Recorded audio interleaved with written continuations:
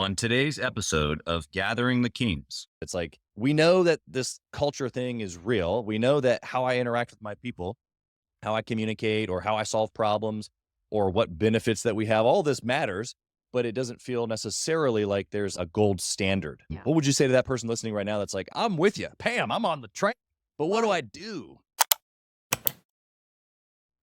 What's up, everybody? I'm Chaz Wolfe, Gathering the Kings podcast. I'm your host, and I'm back today with another queen on the king stage, Pam Nemec. How we doing, Pam? Doing great. Hi, Chaz. Thanks for Y- inviting me to be on the podcast.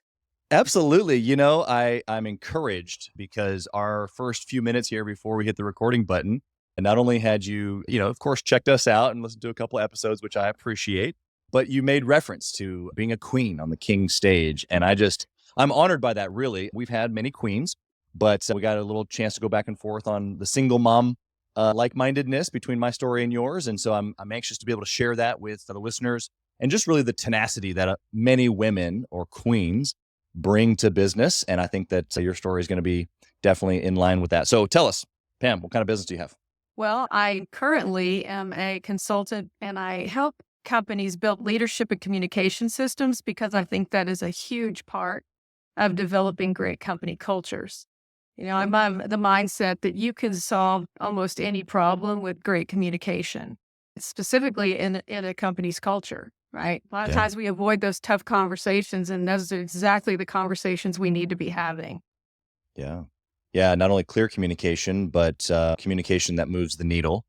The culture is one of those words I think that for the last probably 5 or 10 years has been just growing in excitement and energy and a little bit of a buzzword, a little bit of a cliche word almost. Yeah. What is culture to you? I worked for a large organization for over 20 years, and I was fortunate. For many of those years, we were in a culture that I felt like was very supportive.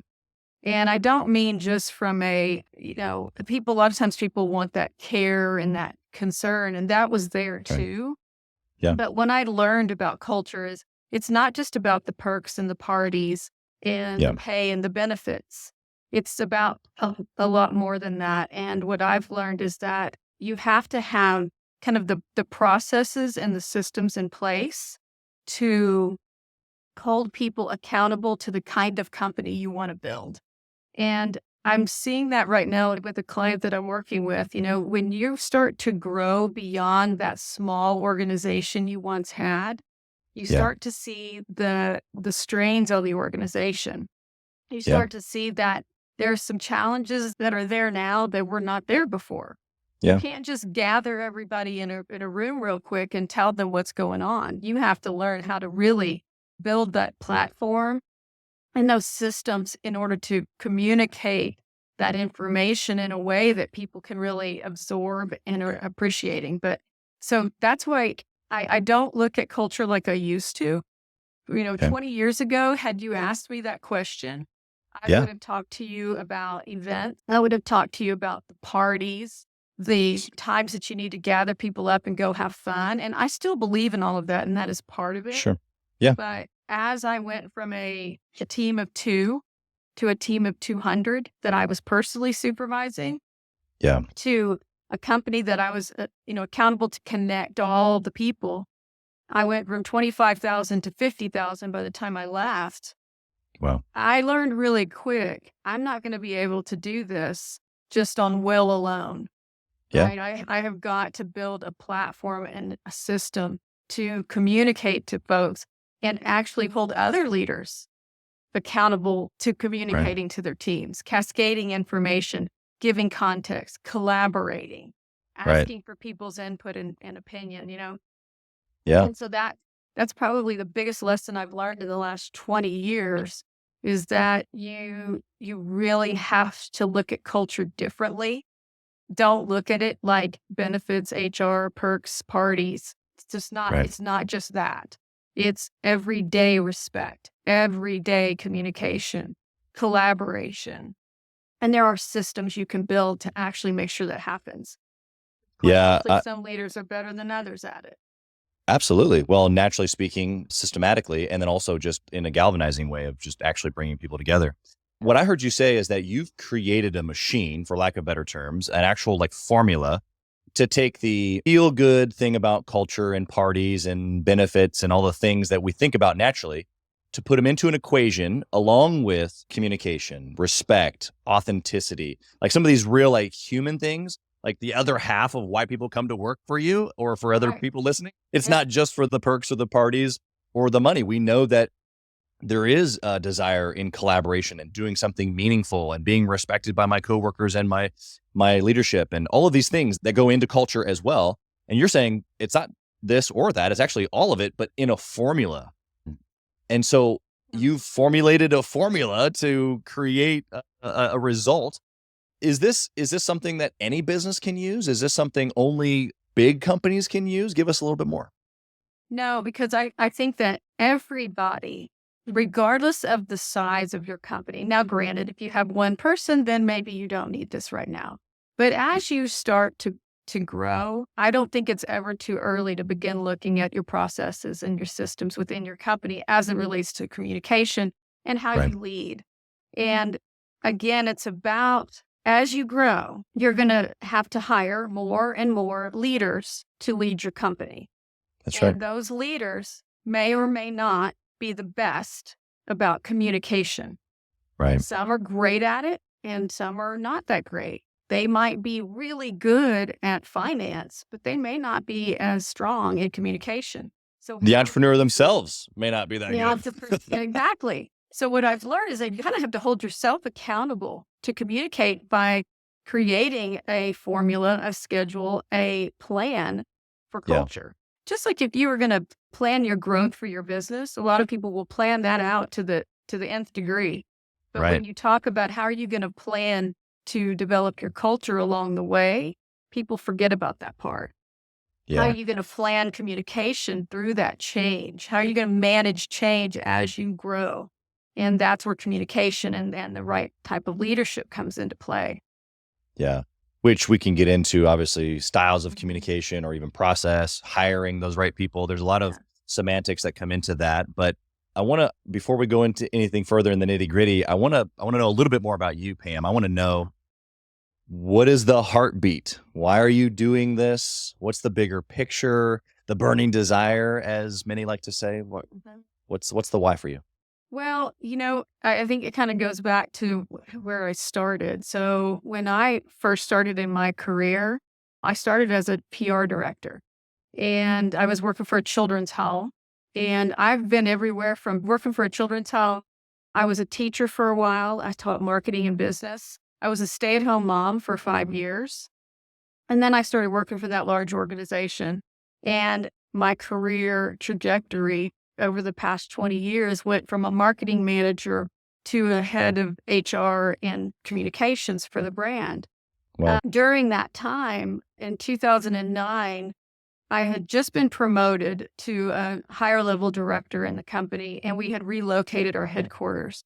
And during that time, during that relocation, I also learned that I was going to be a single mom. So it was kind of like this suddenly single moment. yeah. And I was like, okay, well, I didn't see that coming. And I had two children, have two children.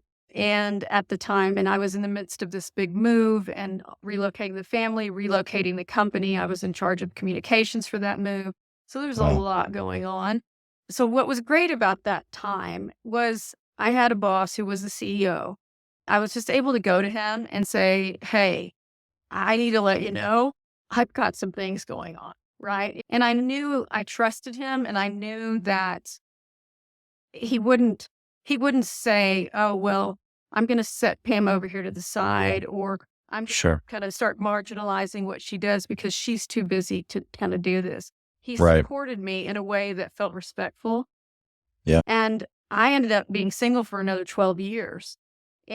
And so I just focused on work and my kids and ended up, like I said, I was a director at that moment when that happened, but I ended up as a senior VP. And I think that taught me the support of your company and the support of the people that are in that company. When Yeah. people go through a tough time is everything Yeah. to individuals. And it changed the way I led as well. I had always been, obviously, I care about people just because I care about people. Yeah. It changed my perspective so much because I had personally experienced Yeah. a situation in my life that could have derailed my career, Yeah. could have put me in a position where financially I could have been in a situation where I would be concerned. But as it Yeah. was, I was able to just continue on and do well in the company and raise two great kids who both graduated from Texas A&M and doing great in their lives. And, it was tough, it was difficult, but they're doing good. And I think Awesome. that's where that balance comes in for leaders to understand that, culture is about a lot of things. But when you have that moment when you can do good for a person and understand their circumstances is everything to that individual. It doesn't make them lazy. It makes them very loyal. Yeah. Yeah. So It that's produces kind of my something in story. them that they're not going to get probably from anywhere else, right? Because we're community-based creatures. We're meant to live in community. We're meant to do things with other people, whether that be work and or go through the hard times. And so I think actually what you've given through your story and then through the kind of like the overview of your formula, you've given that in a very practical way, which is we're humans. And whether we're working in a company or whether we're going through stuff in life, we need people around us that are going to push us, challenge us, support us, encourage us, pick us up when we fall, tell us to, hey, it's no big deal, keep moving, or like whatever the moments require. That's really the culture. But you're just saying that there's a formula to that. It doesn't have to be just on the whim, which I feel like that's where a lot of entrepreneurs live. It's like, we know that this culture thing is real. We know that how I interact with my people, how I communicate or how I solve problems or what benefits that we have, all this matters, but it doesn't feel necessarily like there's like a gold standard. Yeah. What would you say to that person listening right now that's like, I'm with you, Pam, I'm on the train, but what do I do? Yeah. So, I actually came up with a formula. So it's called the connected leader. And it's about, there's 7 steps, and I've actually added another one. So I call it the 7+1 now because There you go. what I've learned is that you have to create the vision for your Yeah. culture, just like you create the vision for your company. Now, some people would say, well, that's all the same thing. And I'm like, it's not though, because you really have to be intentional about the kind of culture that you build. So do you Right. know the vision for the culture that you want? And then you've got to get very committed to it and you have to coach it. And so if you know the vision, then you can coach the vision. That's right. And I'll give you an example. So let's talk about coaching. So you've hired new people. They're coming into your company. How are you coaching your culture? Do people know what that looks like? Do they know how Right. to integrate into it? And that sort of thing. So everything from how you orient, how you coach, how you lead, how you coach your leaders on being better at that. And then moving into, when you think about your hired to retire process, how are you integrating the company message, culture, vision, values into everything you do from a recruitment standpoint, all the way to your orientation, your training, and your development, all the Yeah. way to retirement? How do you retire people from your organization? Because those people become customers or clients.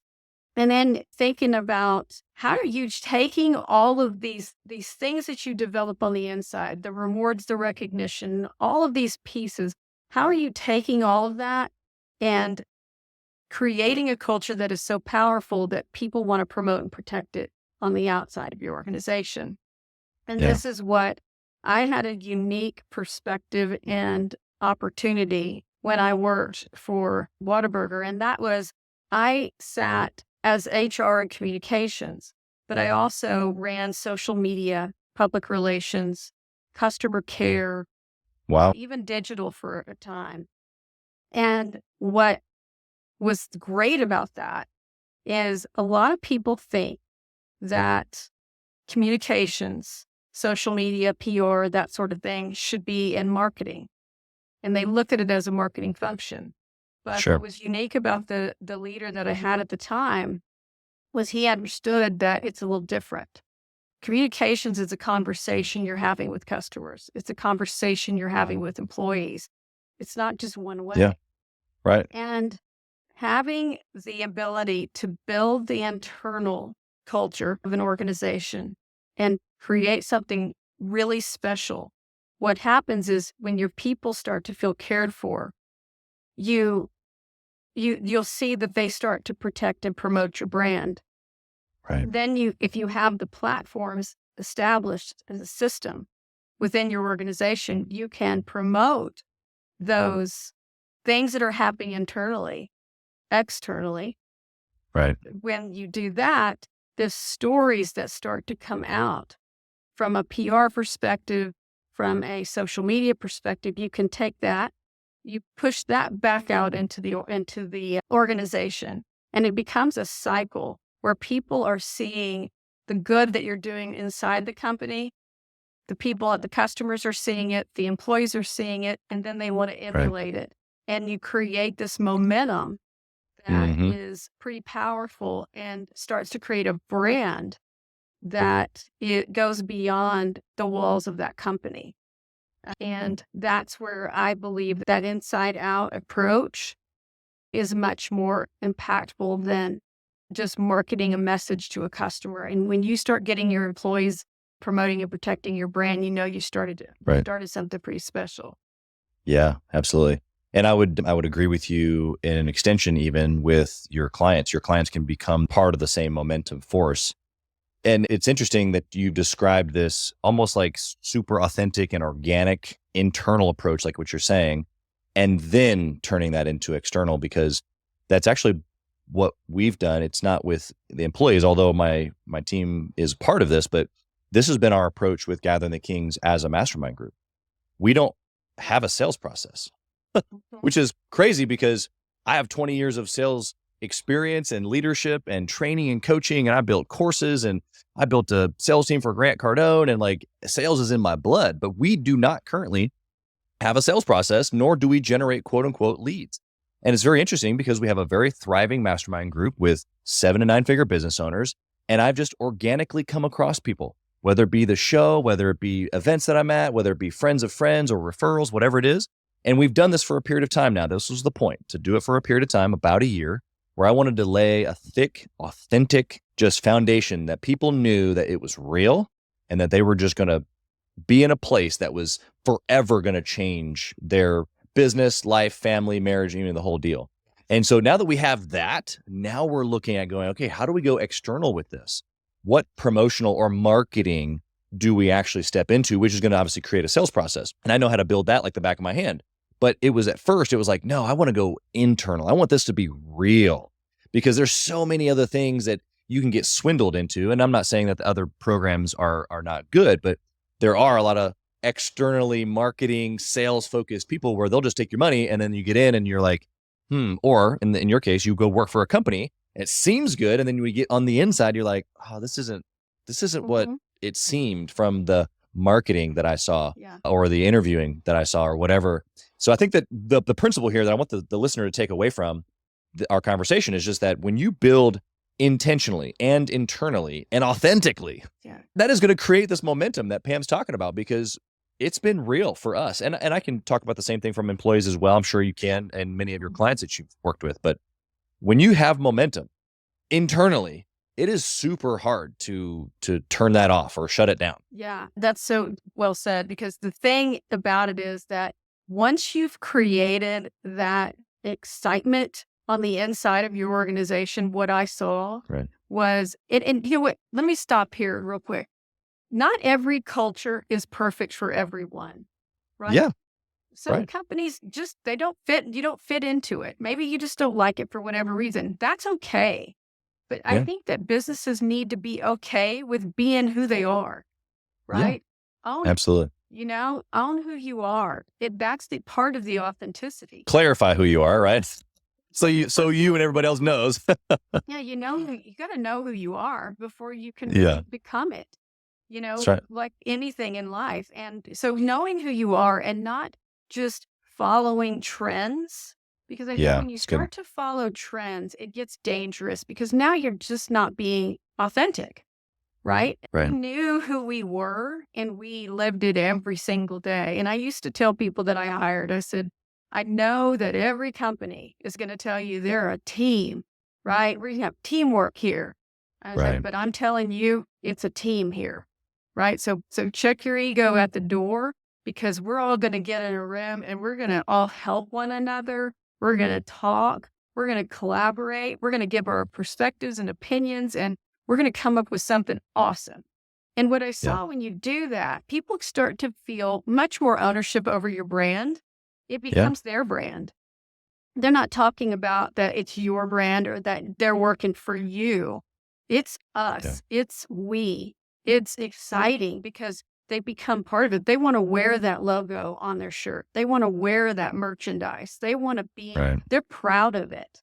And when you can create that kind of excitement by creating an ecosystem within the entire company, and everything you do, you are pointing back to who you were, what you said you wanted to be, what you said that culture was about. And so every time when you start putting that out there, people expect you to live up to it. And some days you will fail.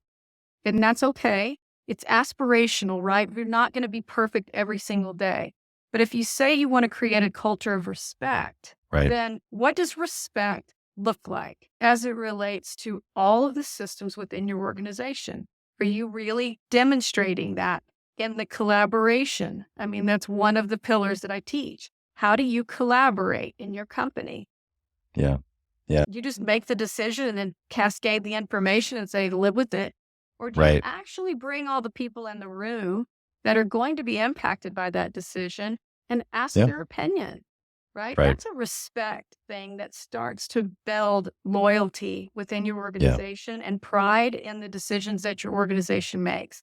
If you don't collaborate properly and you don't have a system for that, well, guess what? People are going to work around it because people want to move fast. They don't want to talk to all the other people. They just want to make a decision and go. But what happens is you don't make the best decision. Not only that, people are feeling disrespected along the way. And then people want to be developed. How are you developing people? How are you talking to them about where they want to be in their next step of their career? Do they feel like you have their back? Do you promote them to other leaders? Do you talk about what they've done, or do you take all the credit? You know, it's all of those pieces that may seem small at times, but they matter to that individual that you are leading in the organization. And by putting together kind of a cadence for meeting, making sure that you're meeting with them on a regular basis, or you meeting with them monthly, weekly, quarterly, annually, what are you doing to make sure that connection stays there? And that it doesn't get pushed off your calendar because, I'm sorry, the boss called and I need to go, attend with him versus worry about the people I'm actually leading. And it's just that accountability, create the systems that you need to hold yourself accountable to all of the things that people expect from us as leaders in an organization, whether you're leading a team or whether you're leading an entire organization. If you're leading an organization, even better, because you have the control to build the systems you need within the all 8 areas that I teach, which is on my website, by the way. They can go and look at those 8 areas, but it's important to make sure that you have a strategy, a plan, and you're being intentional about the kind of culture you said you wanted. And then holding everyone, including yourself, accountable to living it out. Yeah, absolutely. There's a lot of power in what you're giving, a lot of principle. You mentioned a few minutes ago that collaboration, for lack of better terms, creates opportunities for good decisions to be made. And I agree with that. There's probably a few other things that go in that equation. Hey, kings and queens, Chaz Wolfe. I want to talk to you about something that's super important to me. We put a lot of time and effort, we meaning myself and my team, into this podcast, into the content that goes out every single day. And if you have been getting any sort of value or insight from this, we want it to be able to reach other business owners too. So we would love if you would like, comment, share, leave a review, post, share again, all of the things on social media, on all the different platforms. or even on the podcast mediums of Apple and Spotify. We would love to be able to get our content into more hands, more entrepreneurs, so they can grow their business as quick as possible. Together, we are building a community of like-minded entrepreneurs who are committed to growing their businesses to new heights. So let's do this. Let's help each other. Let's help each other grow. And I want to know of a good decision that you've made as building your business or in your 20-year or plus history with corporate America and building cultures in that arena. What was just a good decision? When you look back, you're like, I'd do that again and again, and that the listeners can implement into their businesses. Oh boy. Well, there's been some personal good decisions I've made that have changed the trajectory of my career. And then there's been some decisions that we've made as an organization that I think were smart. And that is picking that rule book that leaders tend to follow and in some cases pitching it out the window. Right. I think that great leaders don't put themselves in a box and follow the norm that all the other organizations are doing, right? So Got it. a lot of times people go, well, this is the structure of a company. This is the way a company is structured. Therefore, that's how my company needs to be structured. Right. Well, in my experience, that hasn't always been the way we worked. So most people would put social media, for example, into a marketing department and say, you run social media. Might even put public relations in marketing. And they would never combine HR, communications, social media, public relations, community relations, and customer care. They wouldn't think about doing that. Why would you put that in HR? Yeah. Well, in our case, we threw the rule book out and said, why not? Yeah. Because what communications does for a company is they're promoting the brand to employees. Right. Well, HR promotes the brand to potential employees, and communications also promotes the brand to customers. But we promote it through a conversation and through connection, not just a marketing message. Yeah. And that combination of HR, communications, PR, branding, social media, all in one department was extremely powerful. And it helped bring all of the elements of what made culture special together. And then in that collaboration, we could enhance it all to promote the brand. And we used that opportunity to do some really cool things, not just for employees, but also for customers, while marketing was doing amazing work from a marketing perspective. Sure. All of which cross-functionally collaborating the whole time to make sure that we were all demonstrating the kind of company and culture and values that we wanted to stand for. And so I think the decision to not always follow the norm has been one that will reap much more reward than just always doing what everybody else tells you to do. Yeah, I love that. And you gave a great depiction of what that looks like inside of an organization. A little bit of a disruptor is what you're saying, and it's okay to disrupt. I think that there's probably a difference between trying to recreate the wheel every time and being a disruptor with certain levers.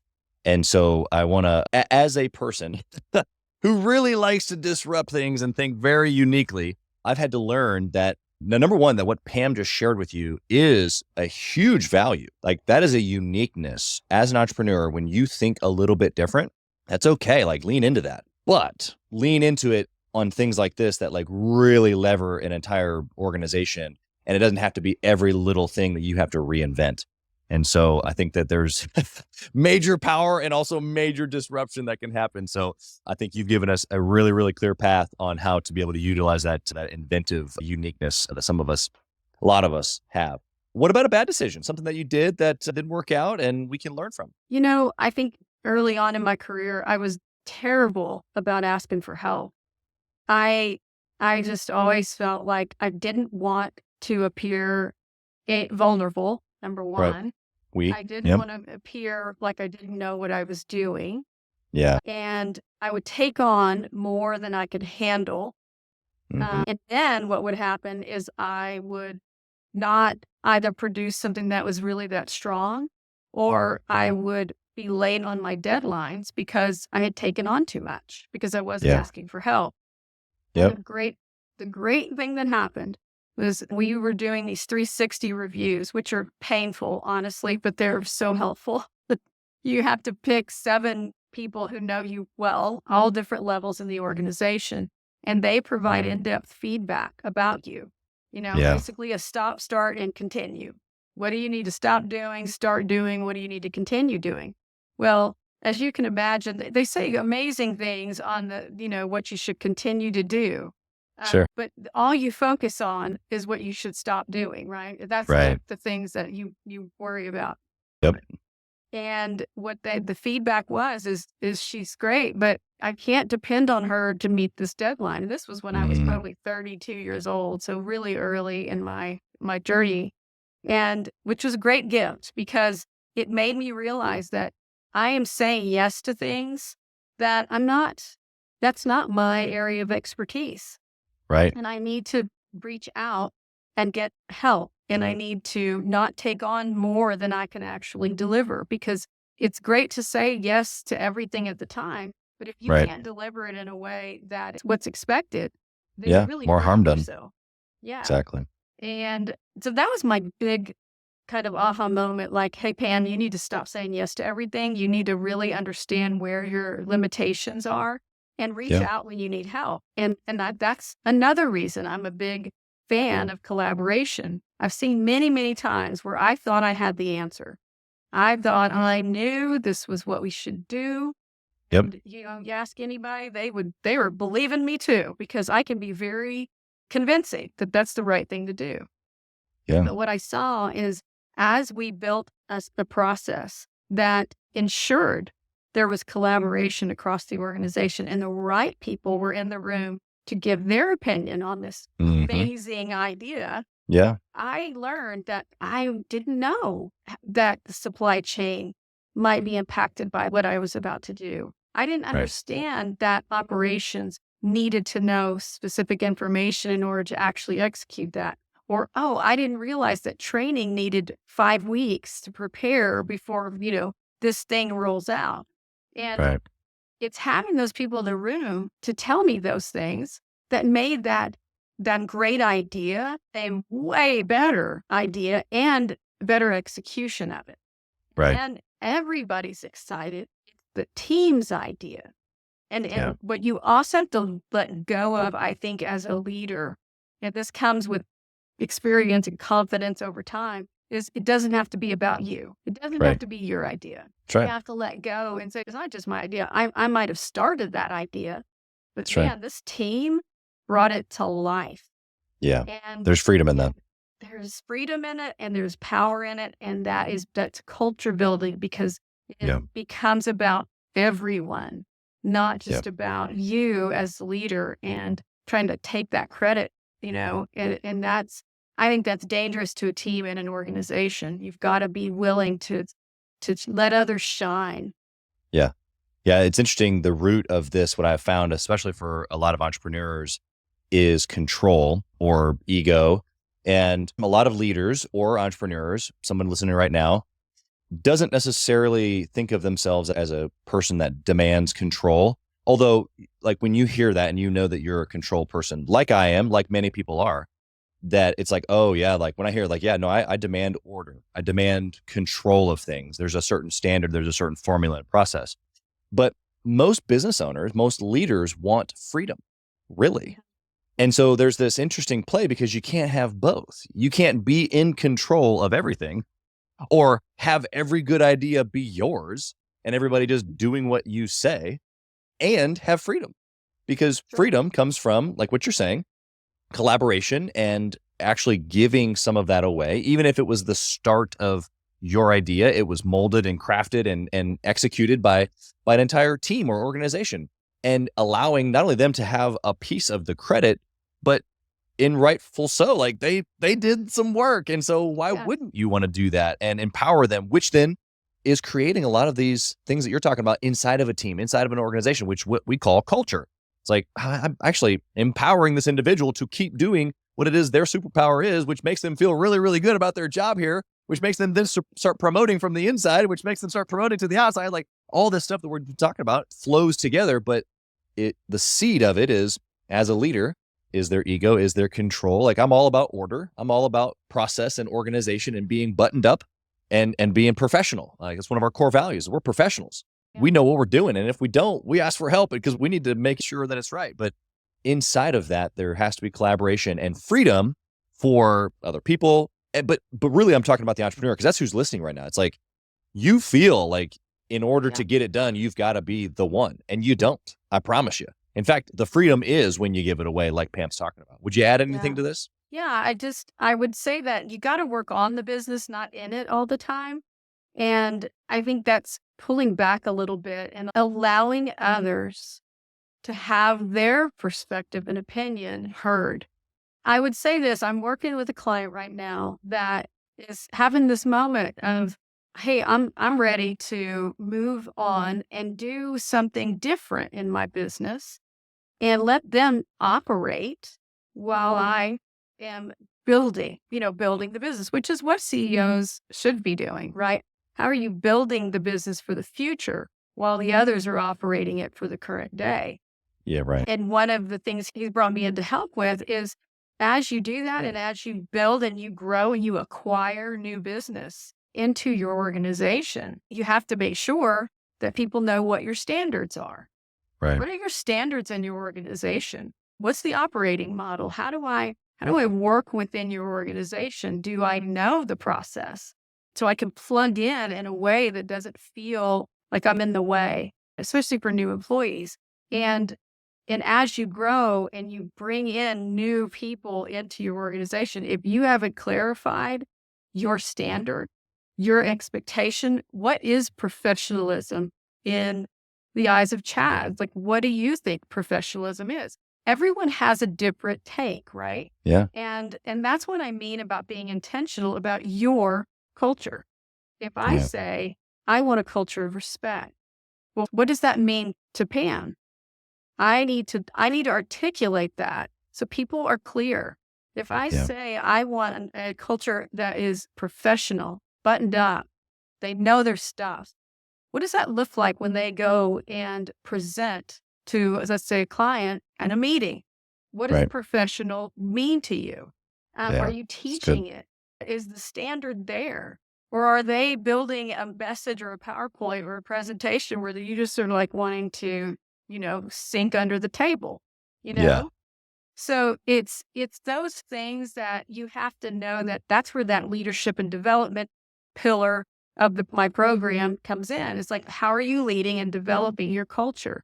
Do people know what is expected of them? And do they know how to deliver it? And do they have the tools to do so? Yeah. Yeah. It can't just be the core values written on the wall. It can't. I always say that. I was like, people put these things on a poster.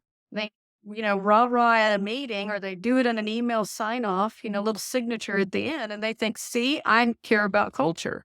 And I'm like, yeah, but how are you leading and developing that in every single person in your organization? And not you as the CEO, but how are you teaching your leaders how to do that? And how are they teaching their leaders how to do that? And how is it cascading through the organization? And then how are you recognizing and rewarding those people? Are you only rewarding and recognizing the people that are hitting the numbers, and you're ignoring the behaviors they use to hit those numbers? Yeah. Because that's not good for the culture. You can hit all the numbers, but you might be a real jerk along the way. And you're losing people from your team, at least maybe not physically yet, but they're certainly disengaging. Yeah. And so it's paying attention to that as a leader and not making excuses for those behaviors that don't fit. Yeah. And that's just what I said at the early part is, I think a lot of things can be solved with very candid conversations, critical conversations that you need to have with people, and be honest with them and tell them where they need to step up. Yeah. And I just think that's another part of this whole leadership and communication model. Everything I preach is, yes, it's culture. That's the top bucket, right? But at the end of the day, there's 8 more things that you could focus on. Right. That if you build those, you will get your culture. Yeah. Build those systems. Make sure you're looking at all of the 8 elements and And if you do that, you'll have a culture that you could be really proud of because it's intentional. You know what you're doing, you know how it's being taught, you know how it's cascading in the organization, Right. and it's a solid platform to continue to build from. Love it. I love it. I want to go to our speed round here, ask you some questions that hopefully you know some quick answers to, but we'll see. Okay. First, it's just pretty easy. What's a book recommendation or a business resource that you'd recommend our listeners grab? I love the book Traction. It's something I just read. You may have read it. I think it's a great book. It's about the processes of a business and Yeah. understanding how that impacts performance. And I think the combination of those processes impact culture, which impact performance. And I think if you can wrap all of that together, you'll have a pretty successful business. Yeah. We're ending June here in I guess today, and a lot of those EOS conversations will be happening in the next few days. So Awesome. we understand that for sure. Okay, what about a KPI that you're tracking inside of your business right now? What's the top thing that you're focused on? Oh boy, really, you're gonna ask me that.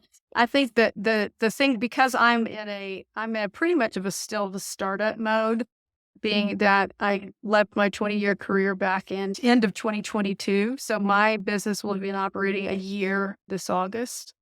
So for me, my KPI is the number of people that I am reaching out to on a daily Yep. basis to spread the message and to put myself out there as a consultant and a speaker and a coach for leaders who are looking to improve their communication inside their companies. Hey, got to fill the pipeline. Yes, exactly. Got to fill the pipeline. It's interesting, especially having several businesses myself, but even as we started gathering the kings, and I already told you our approach was not necessarily to quote unquote fill the pipeline. That is always like what's like burning in back here going, who's in the pipeline? Who's in the pipeline? Who's in the pipeline? And so I think that there's a lot of folks that maybe are naturally wired that way or who have sales experience. But for the listener right now who maybe doesn't, or, is just in that mode of building, it's okay to dial in for a season where really all business is always in this season, but you have someone else do it eventually. Is that you've got to be able to fill the pipeline. So I love what you're doing. You're putting yourself out there and the right people will hear the message. Sometimes it's a course of time. Sometimes it's a course of just increasing volume and action, which we both know. I want to ask you a question about family. You mentioned earlier a little bit of, time frame where you were a single mom, you've got a couple of kids. For you in building a career that's been very successful in leadership and in this culture play, and then now building a consulting agency, you still have kids. And so I guess my question is, how have you obsessed about the kids, about the family unit at the same time as doing all of these extremely successful things in your career? I'm glad you asked that question because I think this is such an important aspect of being a leader. I believe that people want to be great high performers at work, but they really want to be high performers at home just as much. Yeah. And I was that person. And I think that as a leader, one of the things that I did as I was, moving up in the company, I set boundaries. I had non-negotiables. For example, I would leave meetings in the middle of them in order to make it to my daughter's basketball game. I would leave to go make it to my son's pole vault meets. I think it matters that when your children look up in the stands, you're there. And so I just refuse to miss their activities and their events. And so that I might not be the greatest about, I'm going to cook dinner every single night because by the time I commuted and got home, it was too late. The kids were starving. So I had to have my babysitter feed them until I got home. And then maybe we would eat again. The point was is that I had to negotiate those times where maybe there was an executive dinner that I had been invited to attend, but my daughter had a basketball game. I was going to the basketball game. And if that gets me fired, so be it, right? And I think as leaders, we have to say, that's my non-negotiable. And thankfully, when you're in a culture that's supportive of your family, it's not an issue. And so I think I was a high performer at work, but I was also a high performer at home.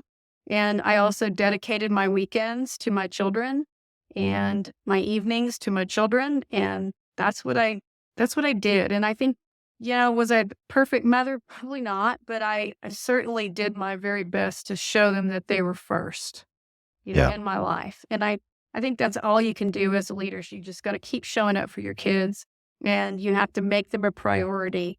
And you do that through your actions, not your words.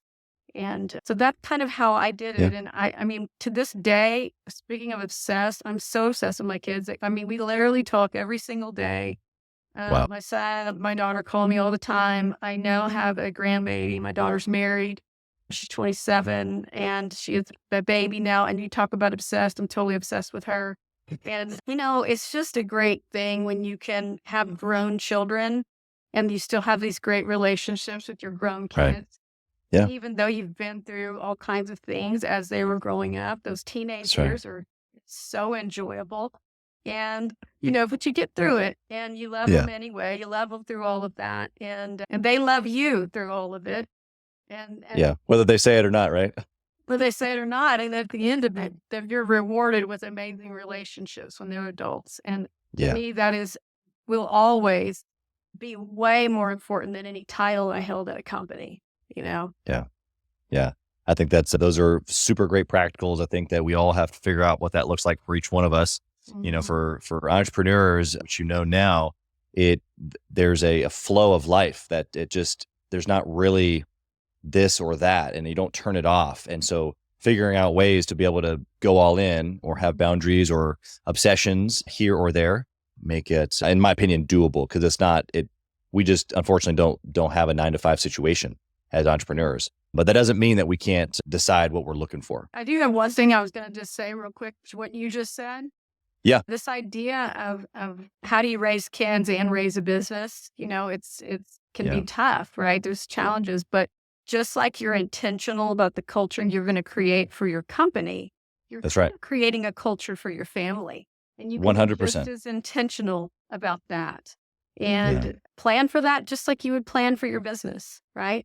I mean, I know that takes maybe the fun out of it, but to me, it's the only way. You got to plan the life you want. It's the only way you're going to actually have it. Yeah, that's right. That's right. So anyway, That's awesome. Pam, you're obviously a great mother, and especially with having older kids and them, desiring to still, I guess, be friends with you really now. Yeah. Well, there's a big difference between, being like this person being my mom and then now this person being my friend. And that transition doesn't happen if they don't feel like the years before were very good. So I got one last question here for you, Pam. I got to know, if you had a chance to reach back into the past and whisper into the younger Pam's ear, what would you say? Trust your instincts. Okay. I would tell her to trust her instincts. I've had a moment in my life that was an instinctual decision that I made. Had I not gone with my gut on that, it would have changed the complete trajectory of my life. Yeah. And it was a very tough decision. It was a personal decision that my husband at the time had said to me. I was in an airport. I was walking through an airport. I was working for the company at this point, and I was traveling, and I got a phone call. And he had said, "Hey, I don't want to relocate with your company. I don't want to do that. Can we just not do that? And we'll buy that house out in the country and you can stay home and raise the kids." Now, knowing that is something that I had always kind of desired, like being there for the kids. He was kind of putting that out there, but we had some things that happened prior. And so I'd had to, at that moment, make a decision. Do I take this carrot that I've been wanting and do that? Or do I trust my instincts at this very moment in the middle of this airport and say, "I'm sorry, I'm going to take this job. I am going to move because of these things. I need to have my own financial independence. And so I'm going to do that." Yeah. And I hope that you will come, but that's where I'm going. That's where the kids are going.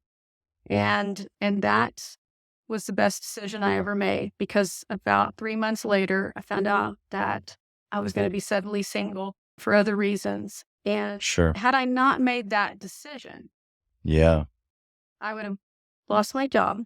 I would have by that time had been replaced, and Yeah. I would be stuck in a very small town without a job and so on. Different So circumstances. it's just those moments that are very difficult, and Yeah. the decision you're making, is not going to be popular, Right. but there's something in you, For Yeah. me, it's faith that there was something telling me, Pam, don't do that. Don't do Right. that. I know it's hard. Keep forging ahead. Keep forging ahead. Best decision I ever made. But sometimes those moments are, you don't know. You're making it and you're like, oh my gosh, maybe I should just go with the flow. Pam, I mean, that's an incredible story, first off, and what a pivotal moment. And I love the belief that you would whisper to the younger you of trust your instincts. You've been incredible here today. How can the listener find you? Number one, if they are running a business, or even if they're part of a big organization listening and they need to work on their culture, how can they find you? Or if they're just an entrepreneur and they want to connect with you, how can they find you?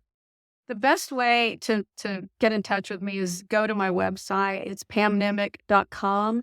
I also have a lot of free resources on there that they Right. can download, how to build these communication platforms. It talks about the model that I teach and kind of gives you a little more context and background on what I do. So pamnemec.com, NEMEC.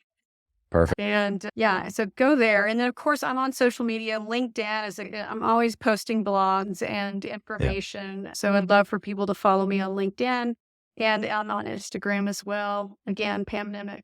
So Perfect. We'll put all that in the show notes as well. And that way makes it super easy for them to connect with you. And again, thank you for being here. You've given a ton here today, and I'm thankful to know you and be able to collaborate with you or mastermind on this podcast about culture and your story. So thank you for sharing. Blessings to you, your children, your grandbaby, and your consulting firm, and all the people that you're going to touch here as you teach culture and the uniqueness of that all over the world. We appreciate you being here. Awesome. Well, thank you. It's been awesome. Thank you for listening to Gathering the Kings today. I hope that you were able to pull out a few nuggets to go apply into your business right away. More importantly, though, I hope that you're realizing that it takes more to be successful than just being by yourself, doing it all on your own, carrying the weight all by yourself. What I have realized, not only in my own journey from multiple businesses and multiple different industries, and now interviewing over 200 or 300 other very successful 7, 8, and 9-figure business owners, is that it's tough to do it alone. And so Gathering the Kings exists to bring together successful entrepreneurs. In fact, we are putting together 1,000 kings, specifically who are grateful but not done. We're intentionally assembling kings who fight tooth and nail for their business, family, and communities. And here's what we believe, that in the pursuit of excellence in those areas, that it ignites within us the responsibility to govern power and forge a lasting legacy. So if that relates and resonates with you, and you know that you need people around you, sharp, qualified, other very successful business owners, I want you to go to gatheringthekings.com. I want you to take a look at what we're doing and see if it makes sense for you to be part of our pursuit to 1,000 kings. Talk soon.